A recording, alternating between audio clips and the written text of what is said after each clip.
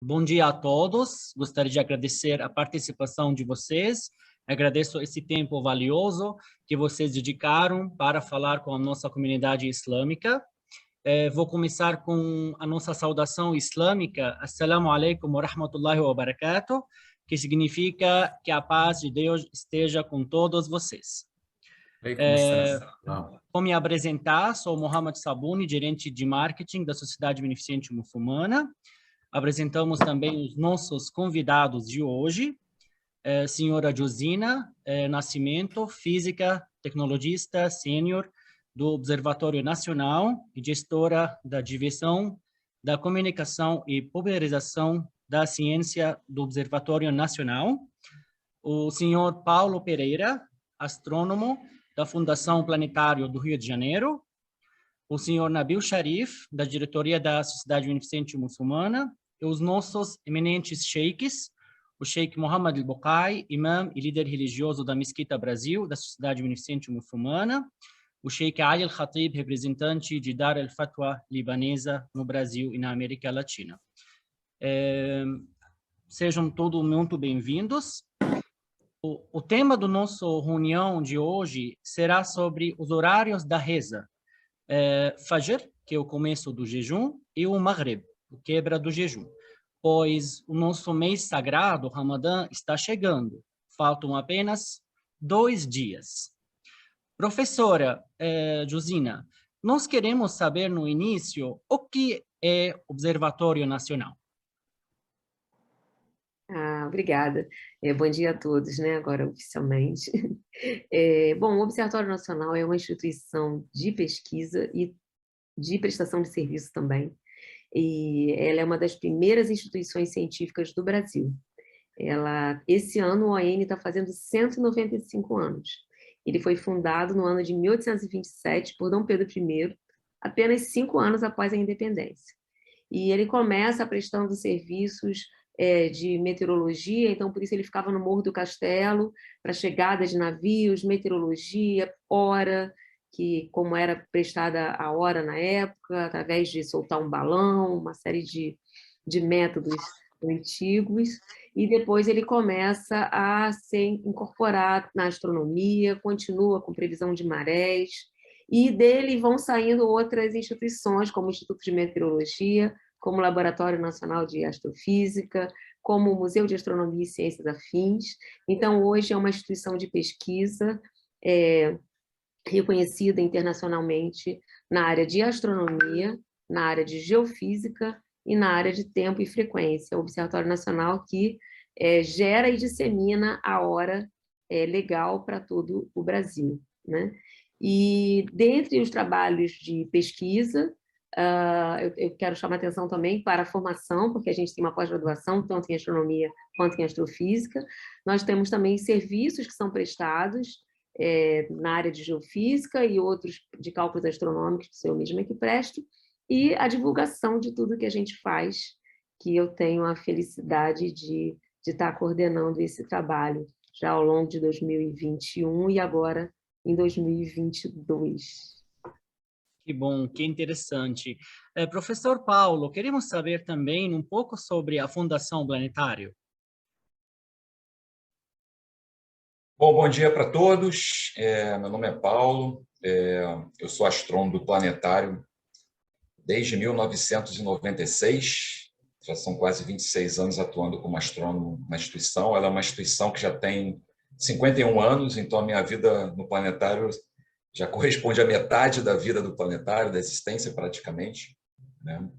É uma instituição que pertencia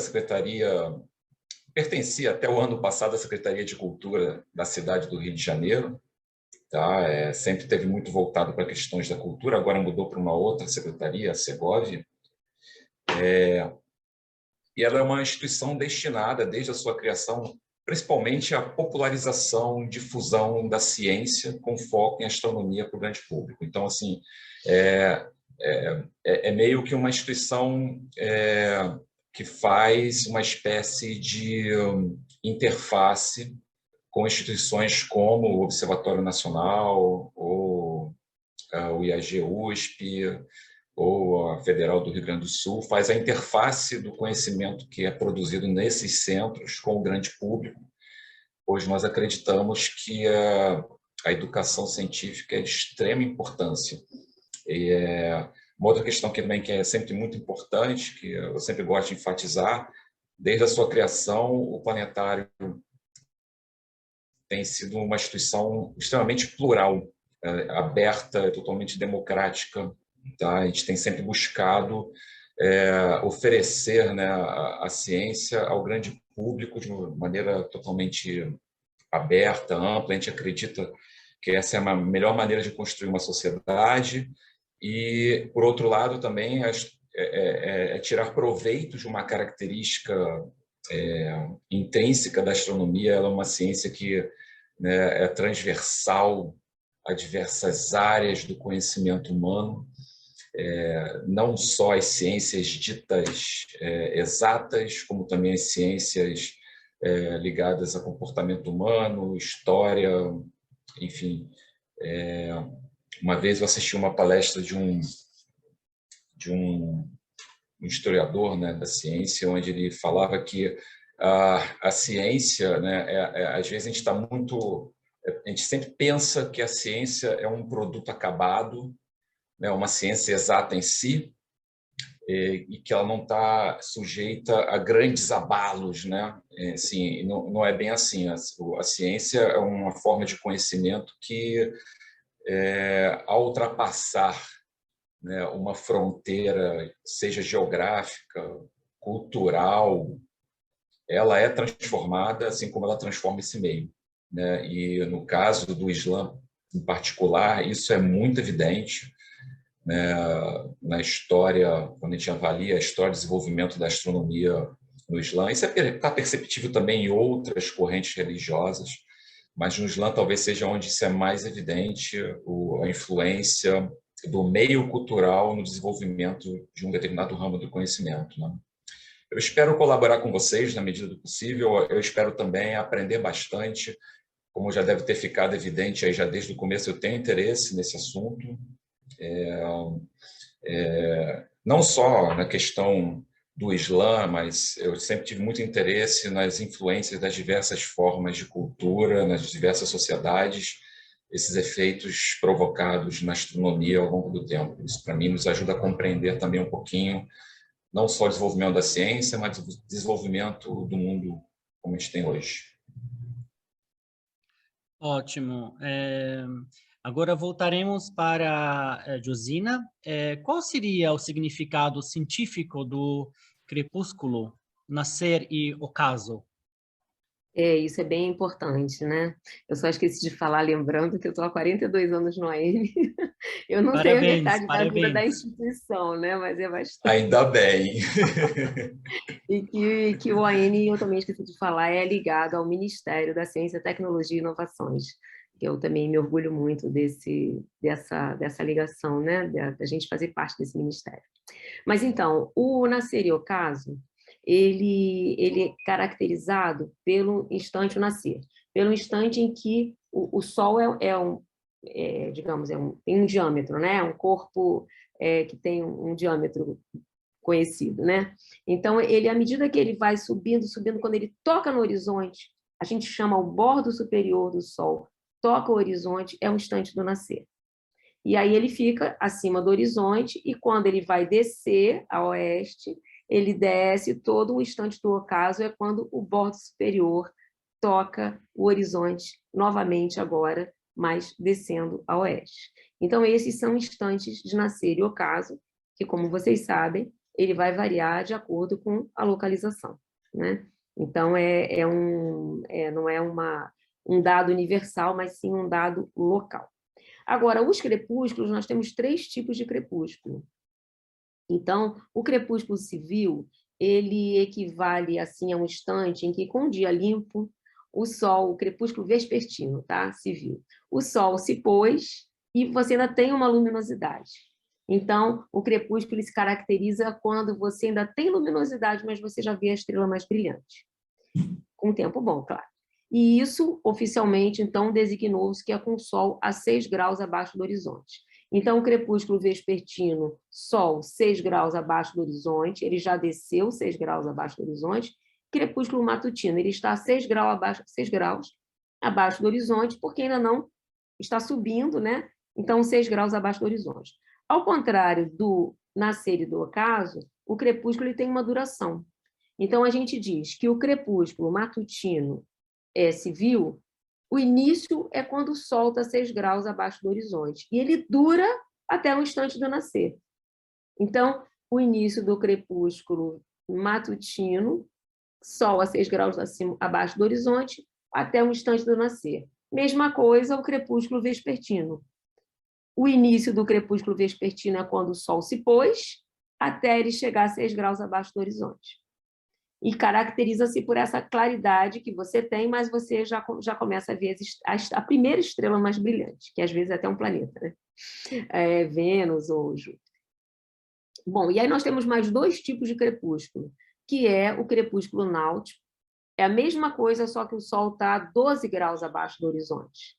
E nesse instante, em geral, você não vê mais, você não consegue você não consegue mais discernir o mar do céu. É quando você já está numa situação de escuro tal que você não consegue mais discernir o mar. Claro, sempre com tempo bom, tá? E, por último, o crepúsculo astronômico, que é quando o Sol está 18 graus abaixo do horizonte e você não tem realmente mais nenhum resquício de luz, né? Então, são essas 3 diferenças. Eu até comentei com o Nabil que eu mandei para ele correndo o arquivo, mas que normalmente, quando eu mando esses dados, eu mando um documento com essas explicações direitinho. Certo, muito obrigado pela explicação. Eu posso acrescentar que Claro, claro. como eu via os temas, né, acrescentar uma imagem que eu acho que pode ilustrar a questão do crepúsculo. Pode ser? Sim.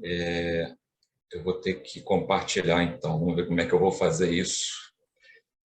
Share screen. Eu tenho que ser habilitado a compartilhar screen. Exatamente. Você precisa habilitar ele para conseguir compartilhar. Me avisem quando eu puder, por favor.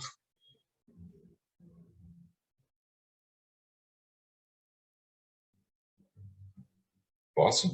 Eu acho que sim. Ainda não está habilitado.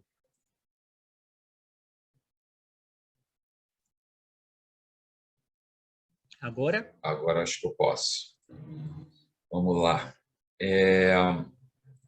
Deixa eu só avançar, não é essa que eu quero. Nem essa, nem essa, nem essa.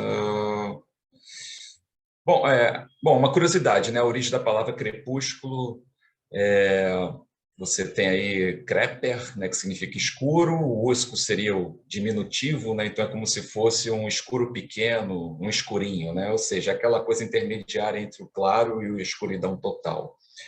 Mas o que eu queria mesmo chamar a atenção, né, o crepúsculo é esse momento, né, que o sol já se pôs, você tem um resto de luminosidade, né? O céu não está totalmente escuro. E da onde que vem essa luminosidade, já que o sol se pôs, afinal de contas, né? A Josina já explicou, né? O se pôr é quando o bordo superior do sol, o chamado limbo superior, né, tocou a linha do horizonte. Exatamente, é a luz do sol que já está abaixo da linha do horizonte, mas que ela ainda consegue interagir com a borda superior, né, com as camadas superiores da nossa atmosfera, e isso gera a dispersão da luz para um observador, né, aqui no nosso planeta. Tá? Então, o crepúsculo nada mais é do que a luz do Sol, que já está a uma certa, né, altura abaixo da linha do horizonte, essa luz do Sol interagindo com as camadas superiores da atmosfera. Basicamente, isso que eu queria só para ilustrar o... Agora vamos ver como é que eu volto aqui. Eu tenho que apertar de novo para sair Stop Share.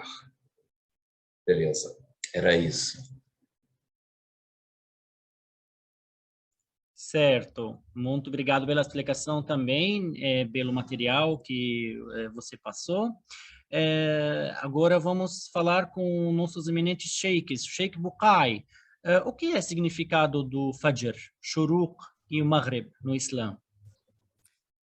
Então, primeiro eu quero agradecer muito a presença da nossa irmã Josina, nosso irmão Paulo. Muito obrigado por estar conosco nesse dia e nesses dias, né, que são muito importantes para todos os muçulmanos em todos os lugares do mundo, porque, como o irmão Mohammed falou, daqui 2 dias nós vamos receber um mês abençoado do Ramadã, um mês do jejum. E as pessoas, eles têm essa preocupação às vezes, né, porque o jejum tem um horário determinado. Começa com a madrugada, né? A gente chama de Fajr, e termina com o pôr do sol. Então, o jejum tem que ser entre esses horários. As pessoas ficam com todos os anos, eles ficam com essa divergência, né, sobre os horários, como vai ser o pôr do sol. Então, a presença de vocês hoje é muito importante. E outra coisa também que eu quero deixar, essa ligação, o Islã incentiva, né, o muçulmano também, essa união entre a religião e a ciência é muito presente na religião islâmica, porque nossas adorações são ligadas a esses fenômenos naturais. Então, o muçulmano é obrigado a observar o sol, o movimento do sol, obrigado a observar a lua, né, acompanhar o nascimento e todas essas fases da lua. Então, realmente é uma ligação com a natureza. Eu acho que é um incentivo, né, divino para o muçulmano pesquisar e estudar.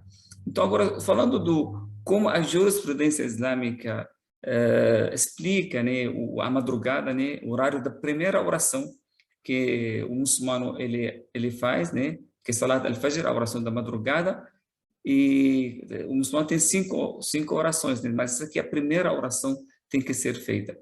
Na jurisprudência islâmica, os sábios eles falam sobre duas madrugadas, uma que eles chamam, não sei agora como vocês vão chamar da linguagem científica, né, que é uma coisa que eles chamam de mentirosa, uma madrugada mentirosa, que não é o nascimento do sol, e parece aquela luz, né, que chama luz do zodiaco, né? Zodiaco, não sei como fala, né? Que é uma luz que aparece. Zodíaco.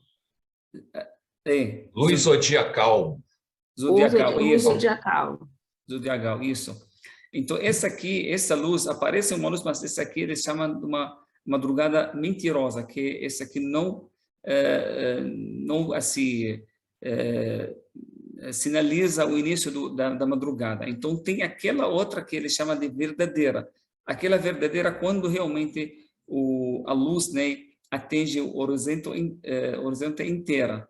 Então, essa aqui é a madrugada verdadeira, onde começa o nosso jejum. O jejum tem que começar a partir daquele horário. Agora, para quebrar o jejum, é também ligado com o pôr do sol. Eles explicam o pôr do sol quando o sol inteiro ele desaparece atrás do horizonte, ele não assim, desaparece de uma forma total. Então, isso aqui, na jurisprudência islâmica, quando eles falam, né, sobre tanto o nascimento quanto o pôr do sol. Agora, não sei como podem assim, falar uma linguagem, né, científica, vocês sabem melhor. O pôr do sol está certinho. É quando ele realmente vai cair todinho do horizonte, é o pôr do sol. Agora, eu não entendi muito a madrugada mentirosa, essa luz zodiacal. Isso eu não consegui traduzir. Então, parece que é a madrugada, né, amanhecer, mas não é, né? Uma coisa que porque depois dessa luz vem uma escuridão também. Eles explicam isso, que depois dessa luz ele vem uma escuridão. Aí, então, isso aqui não é verdadeiro, uma madrugada, um amanhecer mentirosa. Então, eles esperam aquela madrugada verdadeira. Mas podemos falar, eu acho que, desculpa um pouquinho. Sim, Sheikh, se tem algo para você adicionar. Mas, momento, para explicar um pouquinho, essa madrugada mentirosa só para fazer as orações.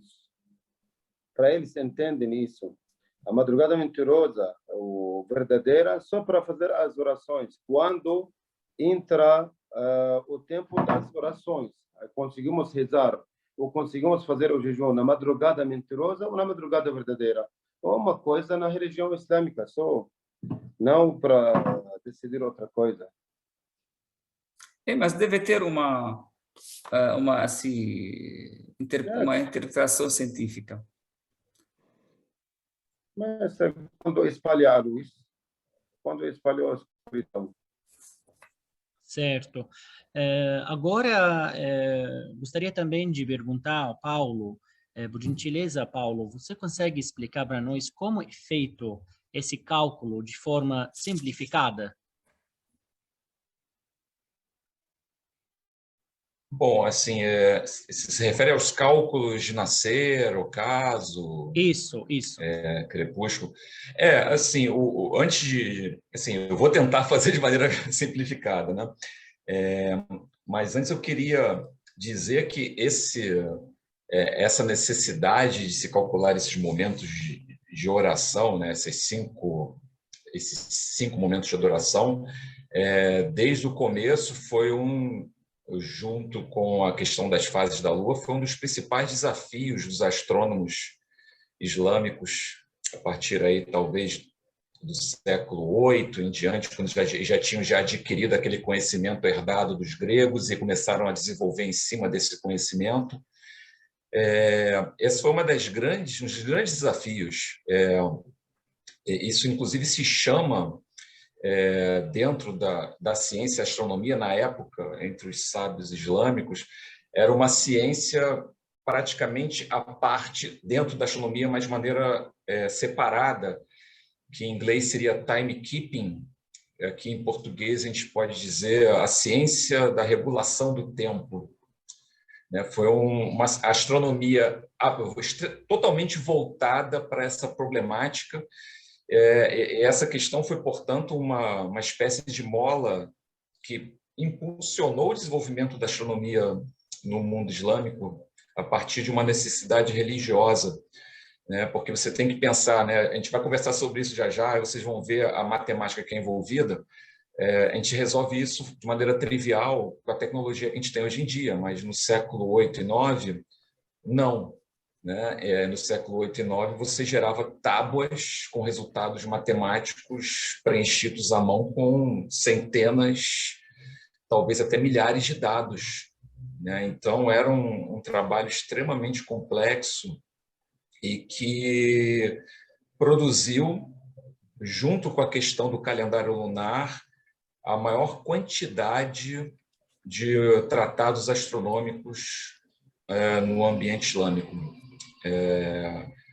Essa parte, né, de controle do tempo foi a que mais produziu conhecimento, tratados, que vieram, inclusive, alguns deles a influenciar posteriormente o próprio desenvolvimento da ciência, quando a gente tem o chamado renascimento, que para alguns não é renascimento, porque você, teoricamente, já tinha uma ciência sendo desenvolvida anteriormente, mas isso é só uma discussão que não faz muito parte agora da nossa discussão, mas influenciou de maneira muito importante, né, a ciência que veio a se desenvolver na Europa, posteriormente, no que a gente chama de renascimento europeu.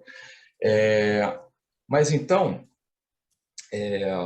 eu conversei com o nosso colega anteriormente que eu tenho muito interesse na questão do calendário lunar, mas como eu vi a preparação dos temas, eu acabei preparando alguma coisa, apesar de não ser minha área, né, com que eu estou envolvido 100%. Né? Mas ainda assim eu tenho interesse por questões históricas mesmo, eu me envolvo muito com as questões históricas relativas ao desenvolvimento da história da ciência. Né? Então, eu vou de novo fazer aqui compartilhar, tá? Se vocês me permitem. Eu vou compartilhar novamente aqui. Sim, claro, por favor. Muito obrigado. Vamos lá.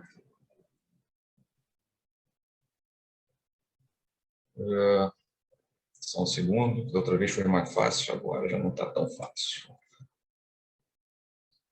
Agora vai. Eu vou só voltar. Como é que eu volto aqui? Desculpa, para eu voltar eu tenho que Vou botar mesmo aqui no dedo antes de... Vamos lá.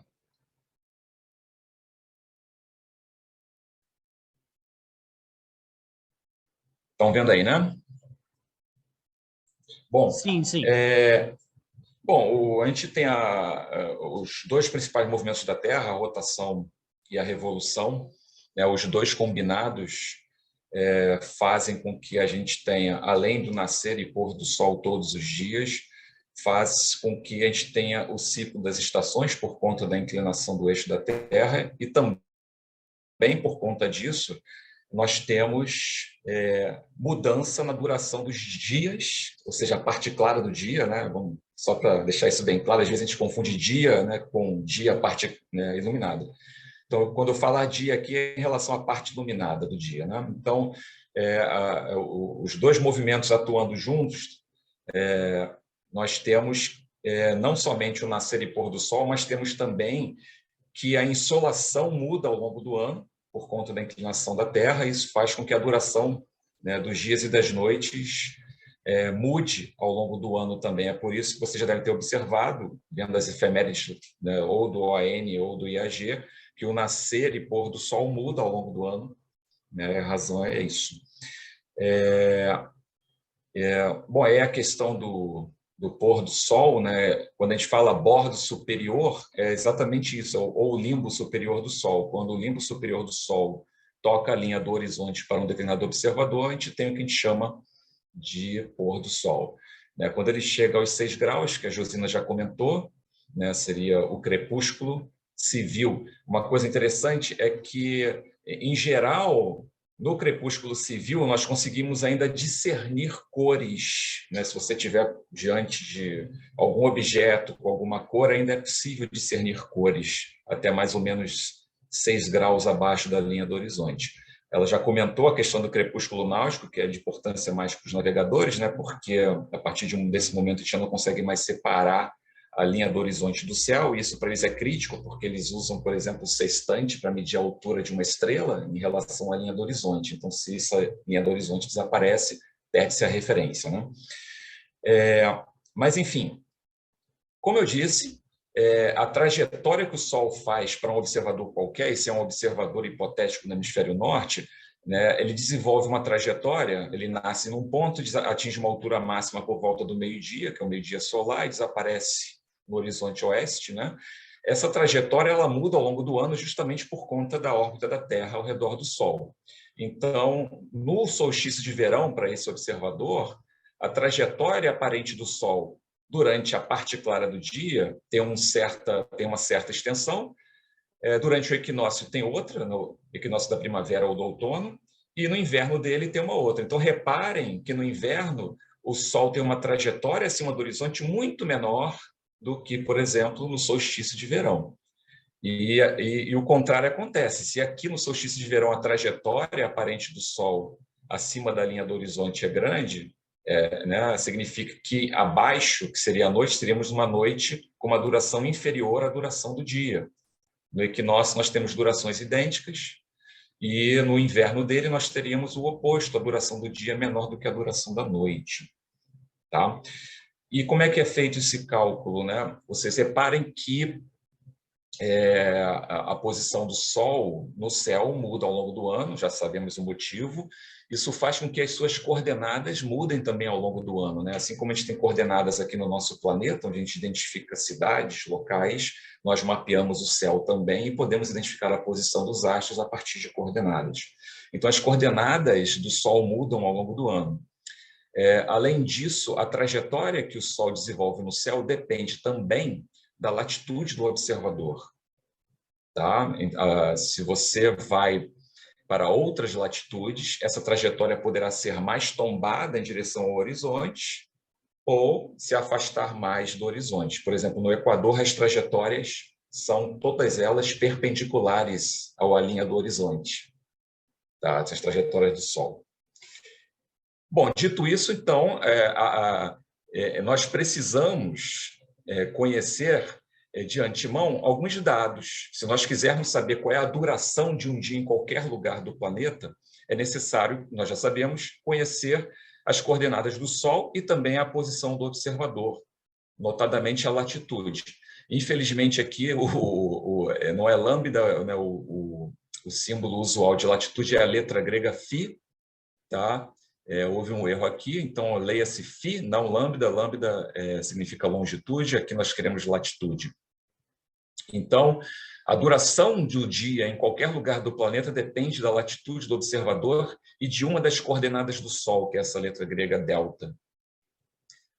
Sendo que o delta, ou seja, essa coordenada que a gente chama de declinação do Sol, ela é obtida a partir de uma outra formulinha, onde n é simplesmente a quantidade de dias que correram desde o primeiro dia do ano solar.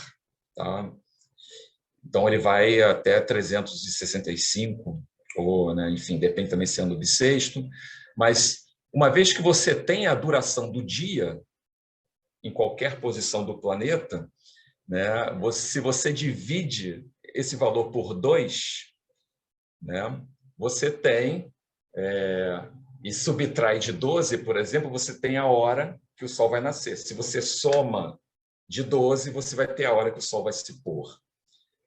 Naturalmente, não é só isso, você também precisa corrigir para a posição do observador, aí sim em lambda, em função do fuso horário, então você pode ainda ter que somar mais alguns minutos. Então, quando a gente olha uma efeméride como a do Observatório Nacional, que a Josina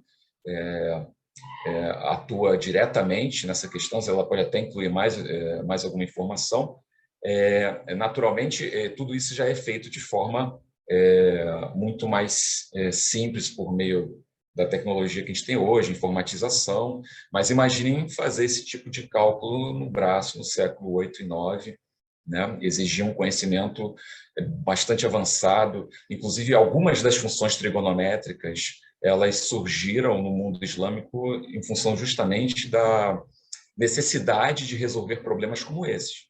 A gente sabe que o seno surgiu na Índia, mas algumas outras funções trigonométricas que são derivadas, elas surgiram sim no mundo islâmico, em função dessas necessidades. Tá? Então, em função desse resultado que você encontra, como vocês agora já estão instrumentalizados, já sabem que essa duração do dia depende da posição do observador, por exemplo, na cidade de São Paulo, que eu peguei em função de vocês, né, estarem em São Paulo, vocês têm a duração do dia, como ela muda ao longo do ano, né, do ano corrido aqui. Né? Então, para cá nós temos né, o nosso verão aqui e aqui, então são as partes do ano onde a duração da parte clara do dia é quase 14 horas, né? Um pouco menos de 14 horas, ou seja, o dia é mais longo do que a noite. Aqui, mais ou menos no meio, nós já temos o nosso inverno aqui no Brasil, né? Então a parte clara do dia já dura bem menos, né? Portanto, cerca aí talvez de 10 horas e pouquinho aproximadamente. E aí depois volta a subir novamente, aumentar. A título de comparação, se a gente vai para o hemisfério norte, a situação muda completamente e naturalmente depende também da latitude. Então, nós temos, por exemplo, aí em Estocolmo, aqui para nós seria o verão, para eles é inverno, então a duração do dia é bem mais curta do que no meio do ano, e lá mais ainda porque eles estão numa latitude mais ainda próxima do polo, então essas variações são mais abruptas quanto mais você se afasta do equador do nosso planeta. Tá? E é basicamente isso, eu não sei se eu fui claro. Então, os cálculos assim, de duração do dia eles são obtidos a partir de fórmulas astronômicas precisas, né, e depois são tabulados, né, para tornar de maneira prática, né, essa leitura desses dados. Deixa eu retornar aqui. Muito obrigado, Paulo, pela explicação. Josina, você queria adicionar uma coisa ou comentar? Bom, como o Paulo falou, Eu venho trabalhando no cálculo das efemérides do Observatório Nacional desde 1980, eu que fiz toda a programação, então nós não temos nenhuma necessidade de dados externos. O único dado externo que a gente tem, que são os dados sempre mais atualizados e mais precisos da posição do Sol. Não sei se você vai fazer a pergunta depois da questão da precisão, então não sei se eu falo agora sobre isso, vai fazer depois, né? Pode falar, por favor. Porque essa questão da precisão é uma questão que as pessoas sempre nos perguntam, e eu quero uma coisa mais precisa, né? Então, a precisão do instante vai depender da precisão das coordenadas do Sol, que ele colocou ali, alfa e delta, e da determinação da longitude e latitude. Mas nós realmente fornecemos esses dados em minutos, porque não teria cabimento a pessoa ficar, bom, aqui o Sol nasceu para mim 5 horas, 42 minutos e 7 segundos, mas ali no próximo bairro já foi 6 segundos, e no outro bairro já é 4 segundos. Então, por isso que a gente fala que a gente trabalha com... Aqui, normalmente, eu forneço no anuário para 6 cidades brasileiras, né? Rio de Janeiro, São Paulo e Porto Alegre, uma precisão de minuto que é suficiente para as nossas, como é que eu posso dizer, as nossas atividades relacionadas a nascer o caso do Sol. Naturalmente que eu faço esse cálculo para uma série de outras atividades, como até tenho colaborado muito com o pessoal que estuda plantas e animais, que tem diferentes particularidades de acordo com o horário que o Sol nasce. Então, mas para nenhum deles a gente trabalha com uma precisão maior que minuto, porque realmente isso iria colocar o local muito fechadinho, um local muito pequenininho, né? Então, é por isso que também acontecem algumas diferenças de minuto entre os dados do Observatório Nacional. Você citou alguns ali, o Time and Data praticamente é igual ao do AM. No caso do Nascer Ocaso, o crepúsculo, eu já não sei como é que eles fizeram, não tem nenhuma explicação. O IAG não tem mais efemérides há muitos anos, as últimas que eles fizeram fui eu que fiz os cálculos. Todos os outros que eu procuro por aí, mais ou menos, são essa coisa de minuto, né? Porque é isso, depende da longitude, da latitude que você está usando, muito mais do que depende das coordenadas do Sol, porque a gente tem isso com facilidade, com uma certa precisão, todo mundo tem acesso, né? Até qualquer lugar você tem as coordenadas do Sol com precisão. Então, é por isso que eu estou falando que essa questão da diferença de minuto, um para mais e um para menos, isso realmente pode acontecer por conta de que coordenada, de que longitude e latitude a pessoa usou. Por isso que até eu acho que eu tinha um cálculo que eu mandei para você, eu acho que eu mandei as coordenadas acima. Não só, né, assim, eu imagino que, né, como vocês viram as equações que são envolvidas, cada vez que você realiza uma operação matemática, essa precisão ela sofre uma influência. Isso depende muito dos seus dados iniciais e você vai carregando essa precisão de maneira cumulativa, né? Então, eu imagino que haja também algumas diferenças entre fontes em função simplesmente de diferenças de precisão dos dados. Assim, um trabalha com 3 casas decimais, de repente... Mas isso nem altera. Isso nem altera. Isso nem vai alterar. Se a pessoa levou em conta os segundos de arco, se não levou, não vai alterar. O que realmente altera mesmo é que coordenada ele escolheu para usar. Por exemplo, Rio de Janeiro. Entendi. Né? Cidade do Rio de Janeiro. Que coordenada você vai usar para calcular? Né? Então, eu uso... Nem estou com ele aqui agora, mas eu uso só a coordenada em grau e minuto de arco, que é o que vai me dar uma precisão em minuto de tempo, que eu posso... sei lá, eu usei as coordenadas oficiais da cidade do Rio de Janeiro, ou da soleira da porta, lá do Observatório Nacional. Então, é isso que vai fazer a diferença. Porque qual é a coordenada? Os dois são corretos, né? Sim, porque eles abrangem Eles abrangem uma grande faixa de terra, né? Eles abrangem uma grande faixa de terra. Se você tem... O sol vai nascer, sei lá, 5h31 aqui, em Cascadura, na Barra. A gente, trabalhando com essa grau e minuto, na hora que você determina o local, você tem uma grande faixa de terra que está ali dentro daquele, digamos, daquele círculo, daquele raio, né? Então, e aí, se alguém usou uma outra coordenada diferente, uma diferença de 1 minuto, aí vai ter realmente uma diferença no tempo. E Josina, como é que está essa questão do anuário? Porque eu busquei no site de vocês o anuário, esse ano eu não consegui encontrar. Ele está sendo oferecido ainda só fisicamente ou só fisicamente? Não. Ao contrário, a gente cada vez faz menos físico e bota mais em PDF no site. Mas é que esse ano houve uma mudança de plataforma e foi o que eu imaginei.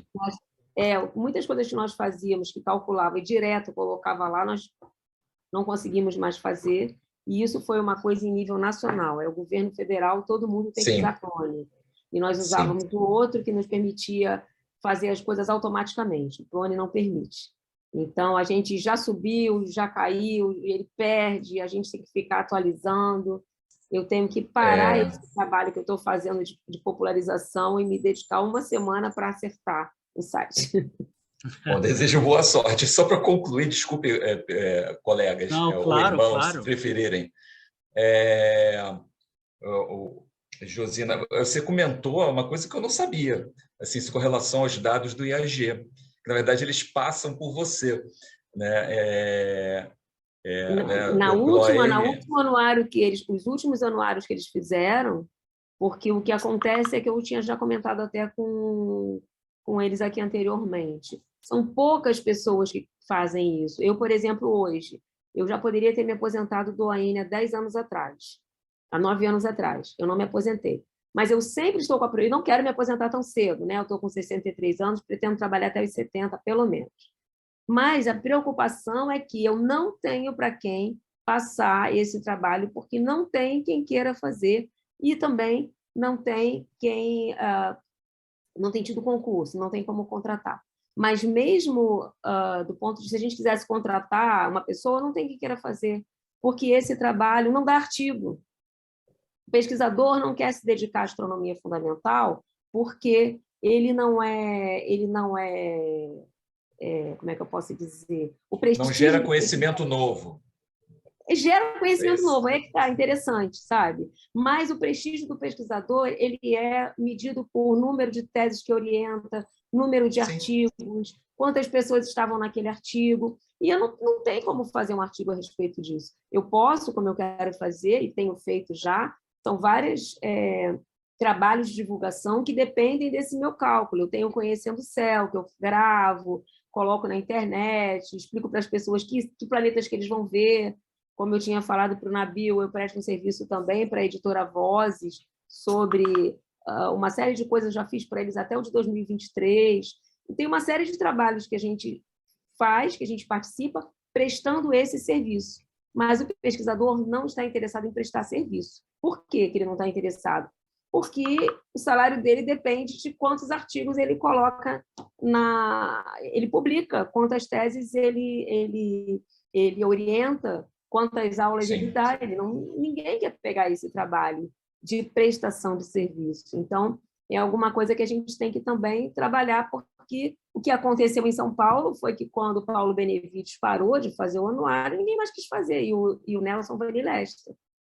Então, durante um tempo, eu fiquei encaminhando o material pronto para eles, e eles estavam replicando e falaram, não faz sentido, o OAN faz, e a gente não vai mais fazer.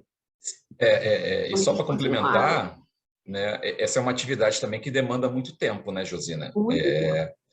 Então, na verdade, a pessoa tem que escolher, né, se ela vai fazer pesquisa de publicação contínua. Eu estou fazendo pesquisa, eu faço divulgação e popularização, e eu continuei com os cálculos astronômicos. Por isso que eu não estou dormindo. Pois é. Estou dormindo mesmo. Essa noite é a segunda que eu já estou virando sem dormir. Deus te dá forças. Mas eu não sei, é impressionante, dá mesmo, que eu estou bem feliz, não dormi, mas estou feliz. Certo. Se me permitirem, primeiro, bom dia a todos. Agradecemos bastante as informações e está sendo bastante informativo mesmo para a nossa estimada Josina, nosso caro Paulo. Eu acho que apenas assim para comentar e citar algumas fontes que a gente estava consultando, por exemplo, o Observatório Nacional, o Departamento de Controle de Espaço Aéreo, também tive o Instituto de Astronomia da USP, Climatempo, o timeanddate.com, que é também um site norueguês famoso nessa área. Assim, bem simplificado, por que pode existir diferença, mesmo se foi em segundos de um para outro? Pelo que eu entendi, é apenas depende do local onde foi feita a medida e o outro lado da moeda, qual que a gente pode considerar como o mais correto e também o nosso oficial do Brasil, né? Por favor. Desculpa. Como eu falei, né, depende. Normalmente, quando a gente publica qualquer tabela de cálculo, a gente tem que colocar as explicações, né? E alguns desses sites não têm explicação. Na explicação, ele tem que colocar qual é a longitude e a latitude que ele está trabalhando e até mesmo a altitude. Para certos lugares que são muito altos, a altitude também vai influenciar. Muito pouco, tá? Mas vai influenciar. Então, toda vez que alguém publica, os dados têm que dizer. Então, por exemplo, no anuário, quando está lá na página, até no anuário físico, a cada seção tem a explicação. E ali na explicação tem qual foi as coordenadas que eu usei para fazer aquele cálculo, né? Quais foram as coordenadas que eu usei para fazer o cálculo. Então, eu, por exemplo, eu gosto muito da Time and Data, gosto mesmo, eu acho muito bacana, e sim, quero fazer isso, né? Eu preciso, já me assinaram que eu vou conseguir contratar gente para acertar o site, então eu quero publicar esses dados não só de forma estática, mas que a pessoa possa entrar com o dado e ter a tabelinha para anos seguintes, inclusive, e anos anteriores também, mas todos eles precisam ter uma explicação. Eu não fui nessas outras páginas para ver se está a explicação. Na minha opinião, a única coisa que pode diferir é isso, porque ninguém vai fazer um cálculo errado de nascer e ocaso, nenhuma dessas instituições vão errar um cálculo desse, né? Por exemplo, do crepúsculo pode haver uma confusão. Do crepúsculo, eu já vi gente que considera não o centro do Sol a 6 graus, mas o bordo superior a 6 graus.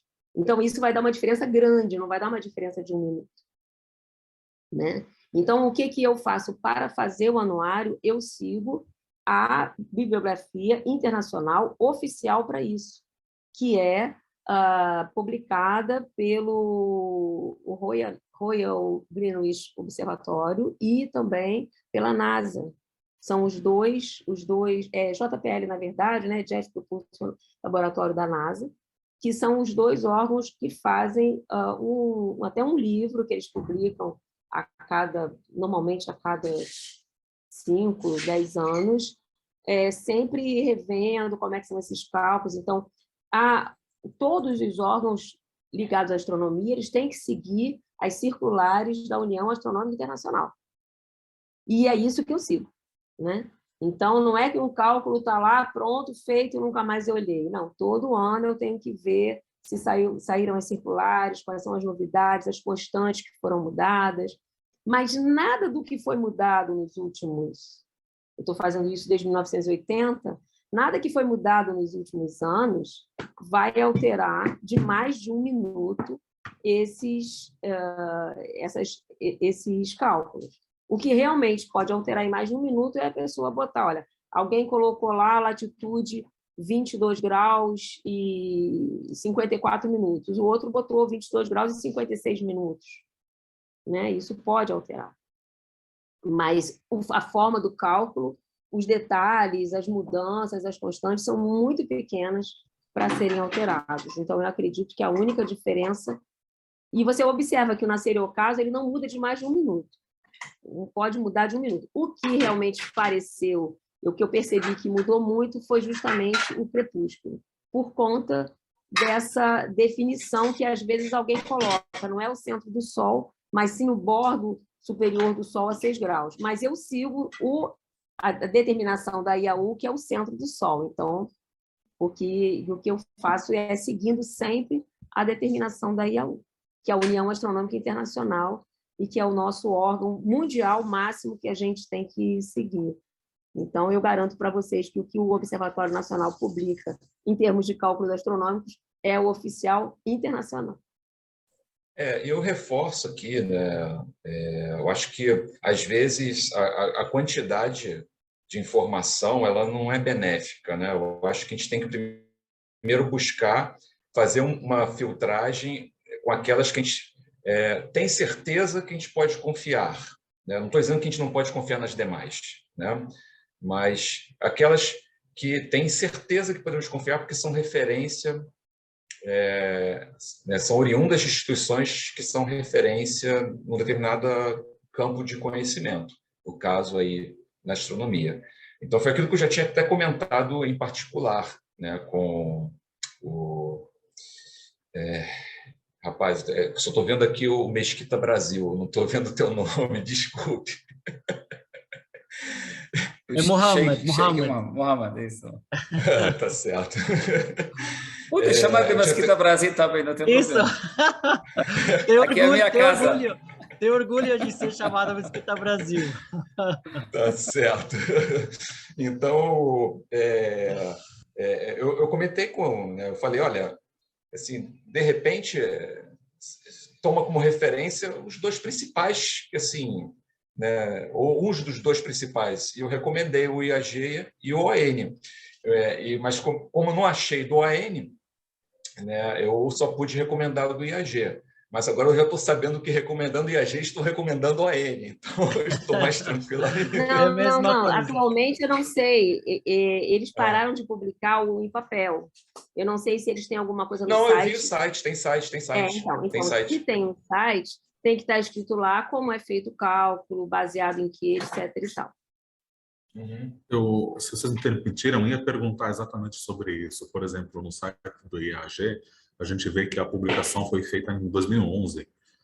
Se eu fizer um cálculo, por exemplo, do pôr do sol e do nascer para 5 dias para frente ou para 1 ano para frente, mudaria esse cálculo? Não, porque você pode fazer com quantos anos você quiser de antecedência, porque realmente o que muda, o que vem mudando nos cálculos astronômicos é, por exemplo, um sistema de referência, que vai mudar as coordenadas do Sol em décimos de milésimos de segundo de arco, que não vai mudar o horário do nascer e do ocaso. Se mudar alguma constante, também vai mudar isso em décimo de milésimo de segundo de arco. Então, a gente pode fazer esse cálculo do nascer e ocaso para 50 anos para frente, 50 anos para trás, não vai mudar, desde que você entre com as mesmas coordenadas. Então, isso nos propicia a fazer, por exemplo, um aplicativo que, de acordo com o que vai entrar no aplicativo, seja um cálculo mais simplificado ou não tão simplificado, você pode dizer, olha, esse aplicativo aí a gente vai, como é que eu posso dizer, atualizar a cada 5 anos, baixa de novo o aplicativo, como fazem com todos os aplicativos, né? Atualize o seu aplicativo. Então, isso dá para fazer com a maior tranquilidade. Certo. Agora, queremos também perguntar ao Sheikh Ali. Sheikh, na visão islâmica, podemos atrasar a quebra de jejum? Assalamu alaikum wa rahmatullahi. Estão me ouvindo? Sim, Sheikh, sim.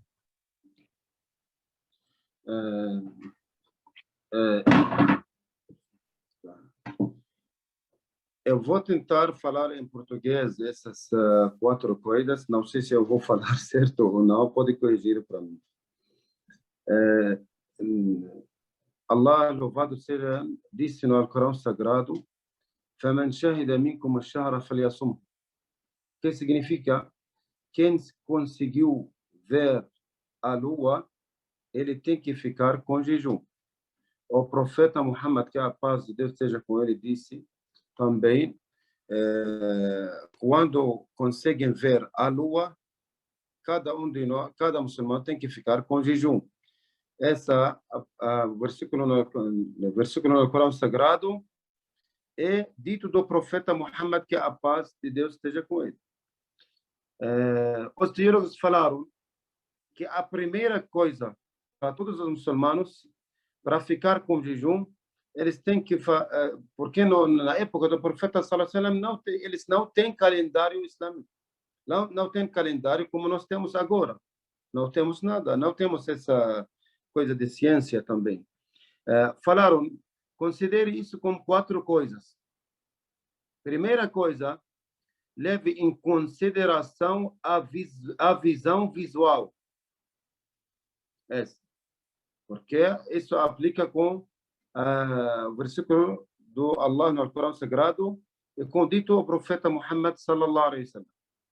A segunda coisa, se alguém informou que ele conseguiu ver a lua, ele tem que informar o governo que ele conseguiu ver a lua. O governo fala para todos os muçulmanos, ou agora, por exemplo, a grande mufti, o responsável sobre a religião, fala que fulano conseguiu ver a lua, ver nos olhos dele, ele conseguiu ver a lua, o governo agora fala para todo mundo para ficar com jejum. Essa é a segunda coisa. No mesmo porque o profeta sallallahu alaihi wasallam disse que um companheiro dele chama Bilal, disse para os companheiros dele: o Bilal faz a chamada para as orações na noite. Então, vocês podem comer e beber até escutam a chamada do companheiro dele chamado filho do Maktum. Filho do Maktum, ele era uma pessoa cega, não consegue ver. Quando ele faz a chamada para as orações, significa outra pessoa disse para ele que agora saiu a luz, saiu agora o tempo da oração, pode fazer o chamado. O profeta sallallahu disse: vocês podem comer e beber até escutam o chamado do filho do Maktum. A terceira coisa, calculando o calendário. Calculando o calendário, como agora todo mundo faz isso. Como nós fizemos aqui na Mesquita do Brasil, como todo mundo fala, na conta de ciência, tem 5 orações, oração, como nós sabemos, nós temos 5 orações: oração do Fajr, oração do Dhuhr, oração do Asr, oração do Maghrib, oração do Isha. Calculando o calendário, ela fica na terceira coisa na Islã. Terceira coisa. Porque ela fica geralmente contra não contra o versículo. Eu queria falar o contra do versículo, porque nós oferecemos antes de tudo a visão visual, visão visual. Quarta coisa, informar sobre o cálculo astronômico. Cálculo astronômico. E alguém fala sobre o cálculo astronômico. Mas quando acontece, se chegou uma pessoa e disse: eu tenho meu calendário é diferente do seu calendário. Aqui não conseguimos falar para essa pessoa que seu calendário é diferente do nosso calendário. Não conseguimos depender do calendário dele, exceto com provas. Se tem provas, como nós estamos fazendo agora, pedindo ajuda dos astronômicos, para saber a prova, quem é certo, quem é não. Mas se aconteceu essa diferença na visão islâmica Deus disse no Corão Sagrado, quando alguém consegue ver, ou conseguiu ver a lua, ele tem que ficar com jejum. Sem calendário, sem nada. Pela primeira vez, na época do profeta sallallahu alaihi wasallam, porque calendário agora, não faz muito tempo. Na época, antes de 1400 anos, eles não tinham calendário. Então, como eles estavam fazendo o jejum? Eles estavam fazendo o jejum com a visão visual. A visão visual.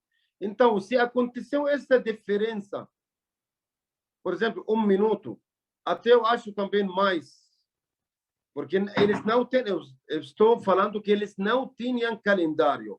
Eles estavam fazendo o jejum com visão visual.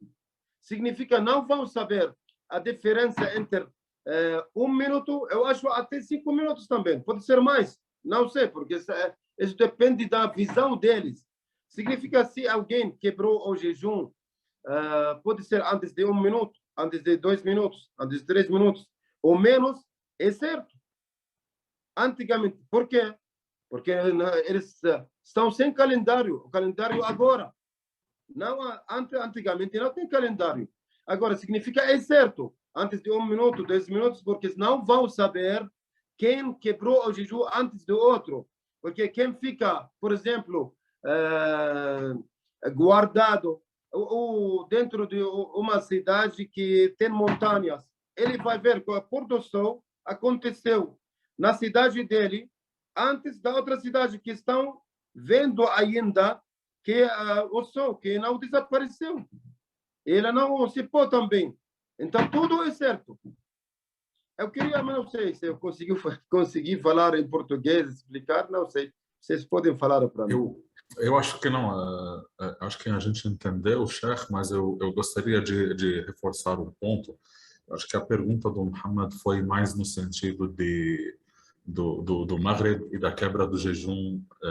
Por exemplo, hoje com o ON e a Josina, ela passou, por exemplo, um cálculo para nós aqui em São Paulo. Para o sábado, dia 2, o pôr do sol vai ser às 18h04. A gente pode atrasar a quebra de jejum além desse horário? Eu posso quebrar o jejum depois de 10 minutos, 5 minutos, para ter mais segurança? A gente gostaria de ouvir seu comentário sobre isso. Se uma pessoa muçulmana quer atrasar sozinho, não tem problema. Não tem nenhum problema. Nenhum problema. Se eu que não, por exemplo, depende de cada pessoa. Se não queria quebrar o jejum no horário que 6h04, eu queria quebrar o jejum depois de 2 horas também, na 8 da noite. O que tem problema para mim? Não tem nenhum problema. Mas nós estamos falando sobre o horário de pôr do sol, que hora exatamente entra o pôr do sol. Se 4 minutos, tá bom, podemos quebrar o jejum. Mas porque que se tem 2 contas, calendário fala que quebra de jejum 8h04. Outro calendário fala quebra de jejum 8h05. Como nós falamos, essa 8h05, essa 8h04. Esse que precisamos voltar para que informa nós, para astronômicos. Eles que falam para nós, se 8h04 entra o pôr do sol, então pronto, está certo. Se quem fala também 8h05, precisamos saber quem é oficial nesse lugar exatamente. Se nossos astronômicos, se são oficial, centro oficial para todo o Brasil aqui, isso é normal, conseguimos então falar 8h04, significa 8h04. Entra a hora de quebra do jejum. Mas estou falando na forma geral, que no Islã, no começo do Islã, eles não tinham calendário islâmico. O calendário agora, esse calendário agora aconteceu. Ele faz, não sei exatamente, vocês podem falar para mim, faz 100 anos, 200 anos, não sei. Mas eu não sei exatamente, para todo mundo agora está colocando esse calendário. Mas antigamente eles não tinham calendário. Como estavam fazendo para quebrar o jejum? Eles estavam de olho, estavam observando a lua, observando o sol e a lua também. Observando o sol. Quando o sol desaparece, eles quebram o jejum. Mas como eles vão conseguir saber a diferença entre 1 minuto até 5 minutos, eu acho? Não sei exatamente. Não vão saber, porque isso depende do olho de cada pessoa. Quem mora na cidade, quem mora, por exemplo, na cidade que tem montanhas, vai ver o sol desapareceu antes de outras pessoas que ainda estão olhando o pôr do sol, o sol também.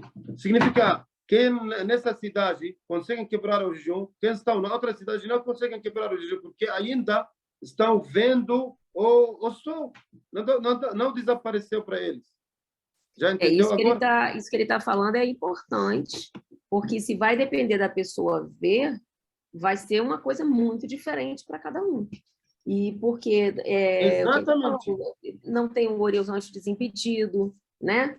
Raramente nós aqui no centro da cidade vemos realmente o sol se pôr, mesmo que eu vá no mar, porque no mar tem aquela névoazinha que acontece, né? Então, eu até paro de ver o sol, mas ele não se pôs. Tem o efeito da refração, que faz com que a gente leve em conta nos nossos cálculos, né? Mas para quem está olhando, pensa que o sol já se pôs, ou que ele não se pôs, ele ainda está ali, mas já aconteceu. Então, o horário oficial, realmente, na minha opinião, precisaria ser um horário oficial, pelo menos por cidade, ou por faixa de latitude e longitude, ou porque aí você tem um horário oficial de nascer e pôr do sol, independente se a pessoa está vendo ou não. Por exemplo, o horário que o Clima Tempo coloca, sai no jornal, a gente forneceu para o Globo durante muito tempo, é o horário oficial da cidade, né? E, por exemplo, por cidade, eu já fiz esse cálculo, inclusive, para o Ministério das Minas e Energia, já fiz para todos os 5.550 municípios brasileiros, mas muito mais simples do que isso, realmente, é também ter num aplicativo. Ou ter no site, a gente pode tentar colocar no site, fazer com antecedência, para que as pessoas possam entrar no site de vocês e ter ali os horários oficiais, distribuir, enfim. Tem uma maneira de fazer isso de forma oficial, porque realmente, se for depender da pessoa olhar, aí vai ser muito diferente para cada um, muito diferente. Isso eu queria falar. Porque com os dias nublados, eu também fiz um trabalho grandioso aí ao longo de 3 anos, por conta da iluminação pública. Tinha hora que você tinha iluminação pública 2 horas da tarde porque estava chovendo, escurece tudo, né? Então, realmente, não pode, na minha opinião, né, para ser uma coisa mais unificada, teria que ser realmente um horário oficial local, pelo menos por cidade, né? Pelos municípios. E muitos municípios estão muito parecidos com outros.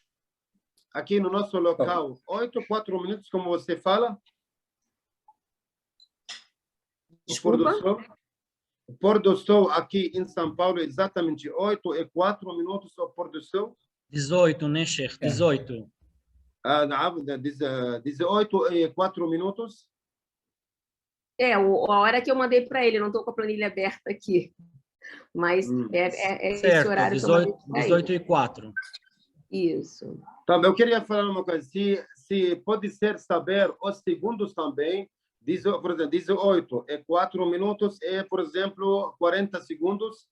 Aí não adianta, porque se eu for colocar os segundos, aquilo vai valer para uma faixa muito menorzinha. Se eu colocar o segundo, só vai servir para umas pessoas que moram num determinado local. Aí eu vou ter que calcular o outro para o bairro seguinte. Vou ter que calcular o outro para o bairro seguinte. Por isso que a gente trabalha com minuto, porque aí você tem uma faixa grande que você pode abranger. Muito obrigado. O Sheikh Bukai quer também adicionar algo. O que o Sheikh também quer dizer que, religiosamente falando, né, que nós não temos uma obrigação religiosa para a gente se fica seguindo ou procurando os segundos, né, os minutos, porque na época do profeta, na época da revelação do Alcorão, na legislação islâmica, eles não tinham essas ferramentas que a gente tem hoje. Então, eles usavam mesmo aquele visual, eles acompanharam. Então, esse aqui varia de uma pessoa para outra. Então, esses minutos pequenos não é muito considerados erros, né, religiosamente falando. Mas espero que, inshallah, no futuro, que podemos ter esse trabalho que você falou. É muito bom ter um aplicativo, né, que a gente coloca todos os horários, né, das nossas orações, inclusive o mês do Ramadã. Espero que em breve podemos fazer uma reunião assim, especial aqui em São Paulo. Vocês estão convidados, né, Paulo? Vou com felicidade. E também Sejam vocês, quando quiserem vir ao Ou a AN. gente vai no Rio também, mas a gente podemos marcar uma reunião para realmente fazer esse horário que vai ajudar muitas pessoas e muitos muçulmanos aqui, principalmente numa fonte assim, oficial, nacional, como a Observatório Nacional que você está na frente. Vocês vejam, uma coisa aqui que eu lembrei agora que é interessante. A Marinha do Brasil, ela tem a Diretoria de Hidrografia e Navegação, que ela publica todo ano, em papel mesmo, um almanaque náutico, né? E eles não me pediram já para eu calcular isso, eu não arranjei tempo, porque aí no caso do almanaque náutico eu já fiz até uma página, mas precisa fazer a outra, e para ninguém mexer nos dados na hora de imprimir, eu já faço o cálculo com o layout de impressão pronto. É assim que eu faço para o anuário, e assim que eu preparei para eles uma das páginas, tem que preparar outra. Mas é muito trabalho envolvido e eu não consegui terminar ainda. Por que eles me pediram isso? Porque como eles pegam os originais do hemisfério norte, muita coisa que aqui no hemisfério sul deveria ser diferente, eles continuam fazendo como no hemisfério norte, porque não tem ninguém calculando no hemisfério sul. Então, quando o pessoal está me prometendo que eu vou ter uma equipe para cálculos astronômicos, a hora que eu tiver essa equipe, eu vou fazer esse trabalho da Marinha, que realmente muito mais que o anuário até. Porque ali envolve, numa página só, você envolve planetas, Sol e Lua. O layout o cálculo não é difícil, mas o layout é difícil. Então, por que eu estou falando isso? Porque o Nabil comentou que no hemisfério norte tem algum cálculo desse que está mais ou menos, como é que se fala, que é feito para o hemisfério norte. A gente pode fazer para o hemisfério sul, sem problema algum. Então, vocês podem estar à frente desse trabalho, em parceria com a ON, e a gente faz esse trabalho dentro, né, de um prazo que dê para eu fazer, e a gente vai marcando reuniões e vai acompanhando, vai fazendo, até que fique pronto, e aí quando ficar pronto, vai ficar pronto para toda a vida. Para a gente só, de vez em quando, fazer uma atualização. Que bom. Certo. Maravilhoso. Para encerrar, gostaríamos de ouvir seus comentários finais sobre a nossa discussão de hoje. Começamos pelo Sheikh Mohammed al-Buqai. Para finalizar, só muito agradecidos pelo tempo, pelas informações que foram muito esclarecidas, né, em relação aos horários que nós precisamos realmente de uma forma urgente, né, nesses dias, para tranquilizar, né, a nossa comunidade, para mostrar para eles que o assunto realmente cabe esses segundos, esses minutos, né, que estamos falando, que podem ficar tranquilos que estamos assim transmitindo para eles, são fontes confiáveis, com fontes oficial do nosso país aqui no Brasil. E muito obrigado mais uma vez em nome de toda a nossa comunidade islâmica, em nome da SBM, em nome da Mesquita Brasil. Agradeço muito aos professores, né, astrônomos que estamos conosco hoje. Obrigado. Paulo, você quer abordar algo que não foi dito e acha importante adicionar? Adiciona essa foto também com a lua atrás dele. Olha, rapaz, se você me deixar, eu vou falar 2 horas, porque esse é um assunto que eu me interesso. Eu não sei se você sabe, mas eu dou um curso de astronomia islâmica no planetário, né? O próximo será justamente eu tomo como mote o Ano Novo Islâmico, porque eu uso isso como, né, para explicar calendário. Eu falo do nosso calendário, que é solar, comparo com o calendário lunar, né? Então, quando o ocidental se dá conta que está tendo um ano novo no meio do ano, ninguém entende, mas por quê? Né? Assim, que história é essa, né? Então, eu uso como mote a questão do Ano Novo Islâmico. Eu poderia usar o Ramadã, mas aí eu acho que é um momento onde você tem um foco, na minha avaliação, da comunidade muçulmana muito mais voltado para a questão interna, espiritual, etc. e tal. Então, eu imagino que talvez num momento assim mais informal, né, de um ano novo islâmico, seja mais propício para eventualmente alguém que seja da comunidade poder também fazer o curso, né? Mas então assim, eu acho que ela caiu, né? A Josina, não sei. Para mim ela saiu. Mas assim, eu estou à disposição se vocês precisarem conversar mais sobre isso. Eu só queria acrescentar que assim apesar de eu ter o que falar sobre a questão do cálculo dos momentos de oração, com certeza, mas eu estou muito mais envolvido com a questão do calendário, né, o desenvolvimento histórico de como o nosso colega acabou de falar, né, a questão do visual, né, assim, eu me interesso muito por essas questões desde os primórdios, não só no Islã, mas também em outras culturas, porque o calendário lunar ele esteve presente em diversas, está presente em outras culturas também, enfim. Mas eu me envolvo muito mais na questão do calendário lunar do que a questão da determinação das horas, apesar de eu ter muito interesse também, eu falo brevemente sobre isso no meu curso. Mas eu queria acrescentar que né, sobre essa questão da visibilidade, né, que seria a primeira visão do crescente lunar após a lua nova, né? Isso é o que determina visualmente o começo do mês, né? Todo começo de mês no calendário lunar islâmico, né? Você tem a conjunção, que é o momento que você tem a lua nova, você não vê a lua, mas logo depois, algumas horas, um lento movimento dela ao redor da Terra, vai surgir esse fino crescente, né? Cuja primeira visão, né? A primeira percepção visual desse fenômeno dá origem ao começo do mês. Isso é um problema extremamente complexo, como eu disse. Os primeiros astrônomos islâmicos que tentaram prever esse momento, eles se debruçaram sobre isso, e era uma complexidade absurda, porque a órbita da Lua ela é relativamente complexa, tá?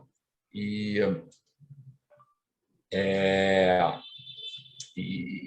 existem vários outros fatores, como a separação entre a Lua e o Sol no momento do fino crescente, a altura da Lua em relação ao horizonte, porque a transparência atmosférica afeta, né? E numa cidade com uma poluição luminosa muito intensa, ou nem poluição, mas porque está com a atmosfera, por algum motivo, uma nebulosidade ou um fog, a Lua, o fino crescente está lá, acima do horizonte, mas não será visto. Então, assim, é uma complexidade assim, absurda. Né? Eu só quis fazer um parêntese, né? Porque não é apenas uma questão, de repente, ter uma montanha. Às vezes ele está lá, você está com o fino crescente acima do horizonte, você tem um horizonte desimpedido, mas simplesmente porque está acontecendo no momento em que a Lua está muito próxima do horizonte, você ainda tem a luz do Sol que se pôs, que está difundindo pela atmosfera, né, e vai impedir para um observador a percepção daquele fino crescente. E é por essas e outras razões, que inclui, inclusive, a condição de visibilidade depender da posição do observador em termos de coordenadas geográficas, é por essas e outras razões que nós temos, eventualmente, localidades diferentes no planeta com o dia do início do Ramadã diferente. Né? Assim, um dia, em geral, a diferença é de um dia, porque tem esses fatores. Depende do horário que a Lua vai se pôr para uma determinada localidade. a Terra não é plana, né? Os chatoplanistas, né? Eles estão por fora, né? Assim, então, como a Terra tem uma esfericidade, é natural que nem todo mundo no planeta possa ver no mesmo dia o primeiro fino crescente após a lua nova. Eu só queria fazer esse parênteses. Parabéns, aqui muito, muito importante também. Outro tema que a gente todo ano aparece, né, para a pauta para discutir, mas muito bom a sua explicação, que vai ser também muito, muito útil para muitas pessoas. Muito obrigado, Paulo. Muito obrigado, Paulo. Isso vai ficar disponível na internet? Sim. Se Deus quiser, vamos colocar, sim. Ok. Depois me passa o link, por favor. Sim, claro. Algumas palavras sábias para encerrar, Sheikh Ali? Eu quero agradecer. Eu acho que não sei se eu consegui explicar em português bem sobre quebrar o jejum, como eu falei, e a diferença entre a época do profeta Muhammad sallallahu alaihi wasallam entre nós agora. Agradeço a vocês também. Inshallah ta'ala, vai dar tudo certo. Certo, muito obrigado, Sheikh Ali. Josina, também para finalizar, você quer deixar um último comentário? Bem, primeiro eu fiquei muito encantada em conhecer um pouco, muito pouco, né? Depois Paulo vai fazer um curso com o Paulo, né? Eu também no anuário a gente também divulga o calendário israelita, o calendário muçulmano, e eu tentei estudar um pouco desse material para poder calcular o Ramadã e tal. Mas eu acabei não conseguindo fazer isso, e eu utilizo os dados do JPL, né? O Jet Propulsion Laboratório, e publico no anuário. Mas eu gostaria muito de saber, né, como é que faz, quais são os cálculos, e eu sei que é um calendário lunisolar, quer dizer, ele tem também a ver com o movimento da Lua, que tem um movimento muito mais dinâmico ainda, muito mais difícil da gente, digamos assim, poder falar de uma forma mais global dele, né? Então, eu acho que a gente tem muito trabalho pela frente, mas será um prazer fazer um trabalho que tiver que ser feito, né, na companhia de tão preciosas pessoas. E o Observatório Nacional está, como eu disse, né, para prestar serviço à sociedade. Como eu disse, nós temos dificuldade de atender a todos prontamente, porque nós estamos realmente sem pessoal, mas não é por isso que nós não vamos deixar de atender. Então, vamos marcar outras reuniões e vamos ver o que tem que ser feito. A gente vai fazendo, nem que seja aos pouquinhos, mas vamos fazer essa parceria direitinho, de forma oficial, porque até a questão de forma oficial me ajuda a poder, talvez, pedir ajuda, de alguma maneira, para algum órgão ou para os meus superiores. Mas vamos fazer sim, será um prazer. E, por favor, me convidem sempre que o assunto for astronomia e Islã. Tá? Será um prazer. Para mim é um momento de aprendizado. Eu tenho pouco contato, né, com essa comunidade. Enfim, eu preciso estreitar. Assim, o conhecimento tem que ser além da questão da mera leitura de publicações e artigos, né? É preciso que haja um estreitamento de laços de maneira real para que a gente possa ter um conhecimento real também, né? E, Paulo, me ocorreu agora uma coisa que eu acho que você pode contribuir, a gente pode também fazer uma parceria com o Planetário, se for interesse, porque, como falei, tudo que se publica se documenta, né? E quem sabe, se você estiver interessado, o Planetário também estiver interessado em fazer uma parceria tripla, porque aí eu faço o cálculo e você faz a documentação. O que você acha? É um prazer. Eu acho que esse é o momento em que é propício. Eu acho que está tendo aí um encontro que é um congraçamento, né, de grupos, de visões de mundo diferentes. Eu acho que isso mas que tem objetivos em comum. Eu acho que isso é o ideal para fazer um trabalho desse tipo. Eu acho que torna mais rico, né? Como a gente costuma ouvir muito no Islã, né? É na diversidade que a gente observa a unicidade, né? Isso, Então, maravilhoso, maravilhoso. Eu acredito nisso. acho que é por aí. Eu acho que cada um pode juntar o que tem, a sua parcela, e fazer um conjunto maravilhoso. Olha aí a canequinha dele. Ótimo. Nabil, quer também adicionar algo para finalizar? Obrigado, Mohamed. Obrigado também para você por nos acompanhar em toda essa reunião. Agradecemos de novo, claro, nossa cara Josina, nosso irmão Paulo. Foi bastante interessante mesmo, principalmente para mim. Eu tenho uma paixão nesse tema.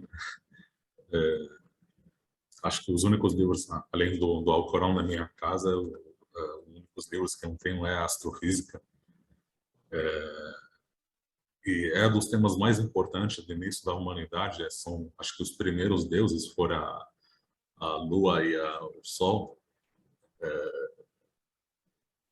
Então, com certeza, a gente seguiríamos com esse projeto para a gente fazer uma coisa para unir a nossa comunidade e ligar junto com a astronomia do Brasil.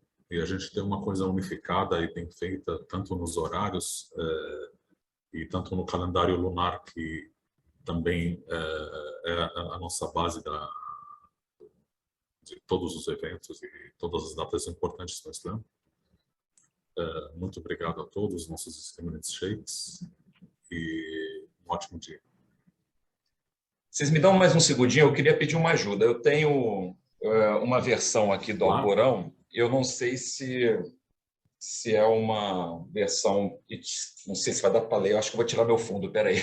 Por causa do fundo não está aparecendo. Pois é. Eu quero aproveitar e já fazer um convite para vocês virem, Josina e Paulo, para visitar a Mesquita Brasil e também conhecer mais, né, sobre o Ramadã, e ganhar também uma cópia do Alcorão Sagrado, uma cópia oficial que o Sou Sheikh Bukai tem. Eu não sei, Mas quem tradução do Mansur Shalita. Então isso aqui, essa tradução mais antiga que tem, né? Mas nós temos já muitas traduções atualizadas, né? Porque o Mansur Shalita, ele é também cristão, ele não é muçulmano. Mas a gente tem assim várias traduções novas do Dr. Helmi e Dr. Samir Helmi Nasser, Dr. Samir Al-Haik. Então tem eu solicito depois que me passem pelo Zap esses nomes aí, por favor, porque você falando para mim não vai ajudar muito. Sim, passaremos sim. Então, enfim, queria agradecer em nome da Mesquita Brasil, da Sociedade Beneficente Muçulmana, novamente pela explicação dos professores, professora Josina, muito obrigado. Professor Paulo também com a apresentação dele, que deixou, acredito, muito mais claro para as pessoas entenderem melhor, e as palavras sábias, abençoadas dos nossos sheikhs, Sheikh Mohammed Al-Bukai e Sheikh Ali Al-Khatib, e também a participação do nosso irmão Nabil, que faz parte da diretoria da Sociedade Beneficente Muçulmana. Tenham um excelente dia, ficam com Deus. Muito obrigado. Assalamu alaikum. Bom dia aí para vocês.